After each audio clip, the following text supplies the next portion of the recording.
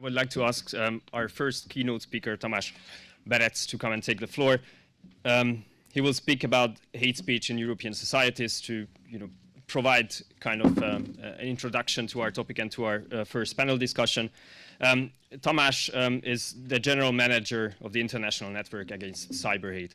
And just two technical notes. There is actually I'm telling it, I know, too late, but there is a cloakroom at the entrance of the building. So you can, in the break, you can then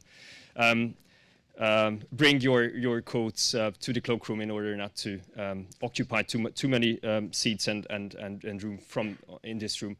And the other note, which I hope doesn't come too late, there is the women's toilet on the for me on the right, for you on the left, and there's the men's toilet on that side of the room.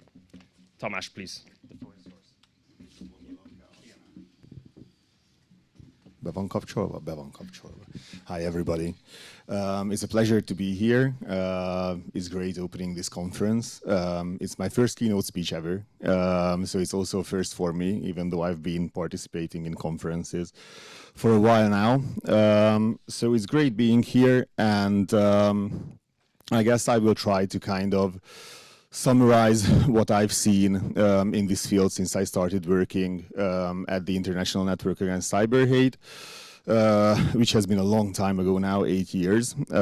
So we have been, working tirelessly against hate speech and hate in general, especially online, since 2002, and I've been involved with that since 2016. Talking about hate speech is a little bit difficult, I think, in general. In our experience, even when it comes to experts, who are involved in the field and who have been working within the field, there can be major disagreements about what hate speech is, how to tackle it, what to do about it. And when it comes to the nitty-gritty of hate speech and especially the gray zones of hate speech, it's often very, very hard to agree on a definition of what we are even talking about when we talk about the general part of hate speech, and even when we talk about the different types of hate speech, racism, anti-Semitism, anti-Muslim sentiment. It's often very, very hard to pinpoint what exactly we are trying to tackle, we are trying to combat. One of our biggest,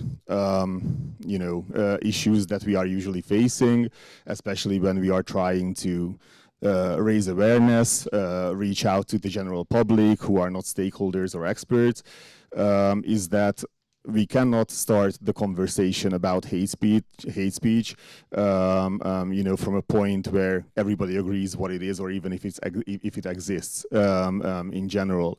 Often people mix it up with bullying, with cyber stalking, and with multiple other issues, and the kind of the notion that sticks and stones may break my bones, but words can never hurt me is definitely something that we receive many times on our online posts when we try to publish our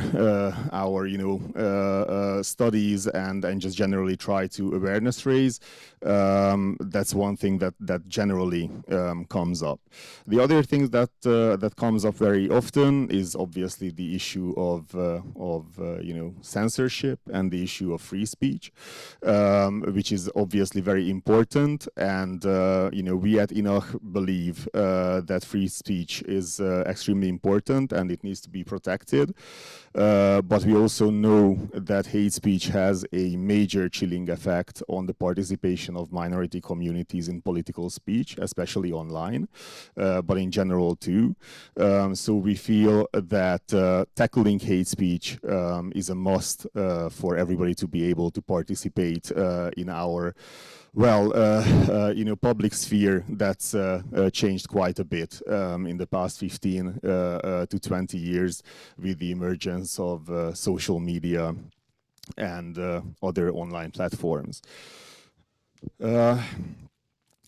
First, I would like to go through the global changes and the drivers and events that we think have been shaping the field of hate speech lately. When I started at Enoch, we were pretty much in the middle of the refugee crisis of 2015, and everything within hate speech was about that. Anti-Muslim sentiment was at a high, and there was something completely new, or somewhat new in many countries, which was just anti-refugee or anti-migrant sentiment in general, no matter where they were kind of coming from. Even though at that time, obviously, most of the refugees were coming from the Middle East or other Muslim countries. This is still reverberating. I mean, there are still massive social tensions in countries where most of these refugees found a new home: Germany, France, and other Western European countries. And of course, some Eastern European countries, I think that was a point where a huge divergence happened between East and West to a certain extent again, where Eastern European countries were way more likely not to let refugees in.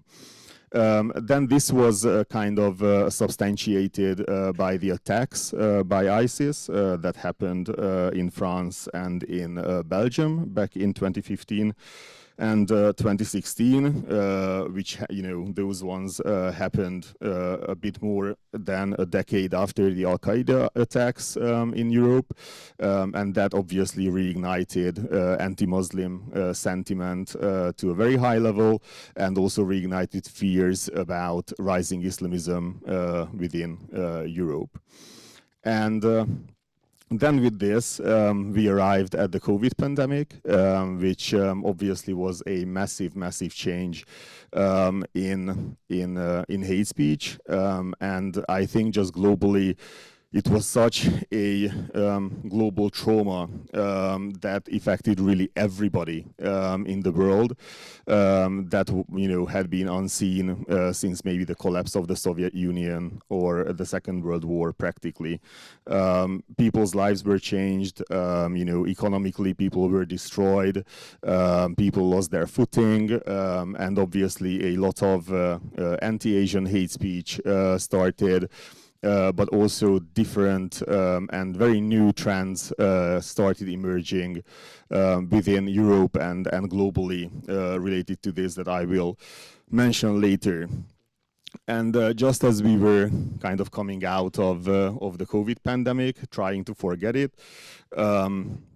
the war in Ukraine started again, so to speak, because obviously it was going on since 2014, but it was elevated to a brand new level. It reignited kind of this Cold War-like state between the NATO and Russia, and also caused another big wave of Ukrainian refugees coming into the EU. Then we arrive to the Hamas terrorist attacks in Israel, and now the war in Gaza. So since last October, we have seen a massive, massive rise in anti-Semitism and anti-Muslim hate all over Europe and all over the US, which, just came onto all of the aforementioned issues that I've been talking about. And in the meantime, in the background, it is very, very clear that political speech has changed quite a bit in the last 20 to 30 years. The political spectrum have been slowly shifting towards the right, in some places towards the far right. Centrist, leftist parties have been struggling to gain traction in most of Europe. Central right parties are finding themselves in a situation where they try to kind of compete with far right parties. And obviously this means that they start using tools that would have been unimaginable or unthinkable, a couple of decades ago, depicting certain, vulnerable communities as existential threats to our culture, our survival, our countries, our security, have become pretty much commonplace, almost on a daily basis. Othering is also something that has been very, very strongly a part of political speech lately. And, there are some groups that are highly targeted by these types of hate speech. The LGBTQ plus community, the Roma community, especially in Eastern Europe, refugees in general, Muslim communities all around Europe, are very, not just often, but constantly targeted by these politicians, basically to gain, voters and gain political clout. And all this is happening, in the last 15 years, where social media has become so prevalent that basically we cannot even imagine our public sphere without it anymore.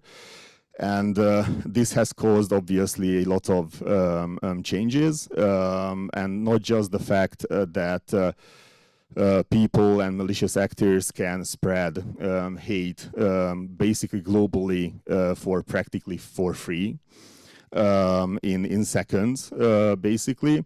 But it also created, very, very strong opinion bubbles and echo chambers that people kind of, get stuck in, and they don't even realize that, some people or many people don't really think like them, or that there are other truths or realities out there that might be, just as valid as theirs.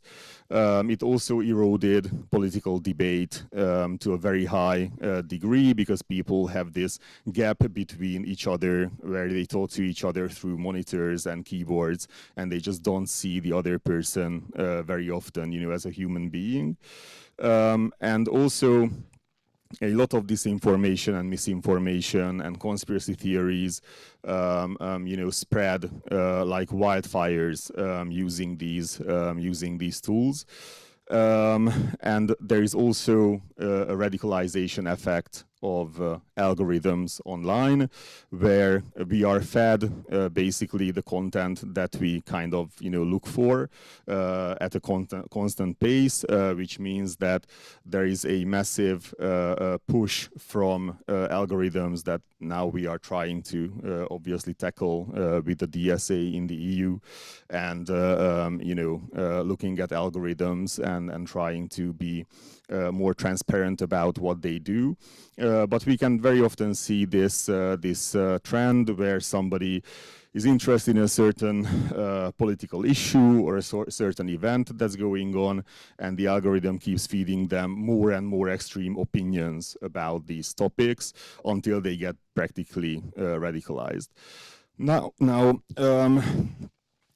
Then, in the last 1 or 2 years, this was even topped by the emerging highly efficient AI tools.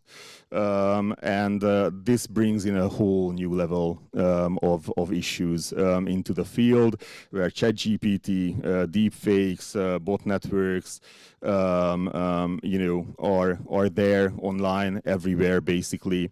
And even though I think deepfakes are still very new and they are not as widely used, but they definitely will be. And these sadly all kind of point towards a future where information can be distributed in a way where people just don't really know what's real anymore online, because even videos, even voice recordings, you cannot know anymore whether the person who's speaking is really the person, really they said that, what they are saying in the video. So complete alternative realities can be created with these tools, which is extremely dangerous to democratic societies and political systems. So these trends and drivers obviously caused great changes in Europe and globally in hate speech. Especially the COVID pandemic. Since the pandemic, we started focusing more on conspiracy theories and disinformation, because we found that the COVID pandemic was an extremely good driver, good in kind of getting people, afraid and into a state where they became highly susceptible to different conspiracies and different types of hate speech. So, they were, skeptical about how governments handled the pandemic, about the lockdowns, about the vaccines. And when they started looking into these online, they became slowly, radicalized, and these anti-vaxxer conspiracy theories that have been there or had been there for years and years, vaccines causing autism and so on and so forth. These turned into extremely anti-Semitic conspiracy theories, or conspiracy theories that we are all being chipped by big pharma for total control, and obviously many minority groups, especially the Jewish community, were dragged into this. Now, obviously, people, malicious actors, use these tools to basically gain power and also to gain money. So what really the other thing I think that's really important and interesting to see, that hate is a massive business. Basically, people earn a lot of money with spreading hate. I think less in Europe, but in the US, definitely people have become millionaires by spewing absolute nonsense, basically playing on people's fears and using conspiracy theories and hate speech to do that. So since this is a big business, people will always keep doing it. And that is why it really needs to be targeted, because these conspiracy theories and hate in general have a very big eroding effect on societies. Not just people or persons, use these tools, but obviously there are hate sites, that diverge from mainstream social media, 4chan, 8chan, Gab. There are many, and new ones are popping up basically by the day as mainstream social media is getting better at moderating their platforms. These sites are really an extremely fertile ground, especially for young white men to be radicalized. They usually depict, hate or other related topics, as funny or cool. They kind of spread this hate through memes and jokes and shitposting, so-called shitposting. And many teenage boys get sucked into this world and without even realizing, becoming highly radicalized. Also, this means that hate has become extremely globalized. So what we see is that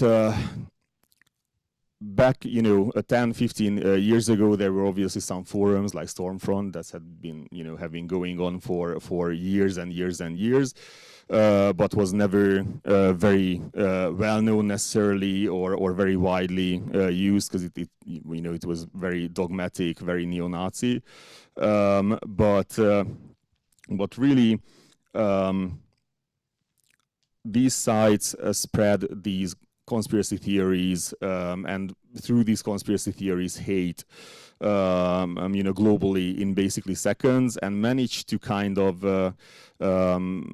sow the seeds of these conspiracies everywhere, such as QAnon, the Great Replacement Theory, anti-vax theories, flat Earth, and everything. And many of these kind of act as springboards for people to get into even more racist, even more anti-Semitic, even more hateful conspiracies, that from there, can devolve into actual violence very, very often. Now, why it is important to take note of that? What are the negative effects of hate speech? Basically, as I mentioned, hate speech has a massive chilling effect in general on political speech, especially for members of online or for members of vulnerable communities and minority communities. And also, what is a more global effect is that it really erodes reality. Basically, we are at a point where it's not that we don't agree on how to tackle a social issue or that what policy we should choose to solve a problem in our societies. We don't really even agree anymore what the issue is, or if there is an issue, or if something exists or not. I think the pandemic was one of the best examples of this. Many people still don't believe that COVID even exists, or that the vaccines are useful, and not just some kind of big pharma conspiracy to earn a lot of money. And when we have this on every level in a society where people can't even agree on these things, then it's very, very hard to hold together a democratic society where empathy, solidarity, and all of these other, notions are very, very deeply needed, to be able to work together and solve issues together and attack issues together and, just live among each other, really. I'm a little bit over time, sorry. So basically, I guess I try not to go over too much. But I still have to mention, that this whole issue also causes great gains for far-right parties. We have seen this rise of far-right parties for 2 decades now, at least in Europe, and it's kind of ebbs and flows, but still there is a clear trend in this. What we see in Italy right now, the ever-growing strength of Marine Le Pen in France. Geert Wilders just won the election in the Netherlands. That was kind of unthinkable, I think, 10 years ago. So there are newer and newer issues that we are facing, and these parties always use some kind of hate speech against multiple communities. But what we also need to see that the way we say it is that hate speech is not necessarily followed by violence, but hateful violence is almost always predated by hate speech. So if we think about Utøya, the Christchurch attack in New Zealand, the Halle attack in Germany, or Hanau in Germany, the anti-LGBTQ+ attack in Bratislava, Slovakia. There are many, many hate crimes in the EU, and there are massive, basically domestic terrorist attacks in the US, and these never happen in a vacuum. These are always predated by online radicalization and manifestos published online, and even, some people like the Christchurch attacker in New Zealand tried to live stream his attack against, the Muslim community there. So what we need to see, I guess, here, and these are my kind of closing thoughts, is that in order to keep, our democracy live and well, and in order for, our vulnerable and minority communities to be able to fully participate in our political life and in our public sphere, we definitely need to tackle hate speech, conspiracy theories, and disinformation everywhere and as much as possible, because otherwise, I think with these new technologies and AI and the growing number of malicious malicious actors such as Russia with its major disinformation campaigns. We can devolve into societies, that can get into even, civil wars. I mean, I'm not saying tomorrow, but there is definitely a danger of a massive devolvement of democracy and life. Thank you.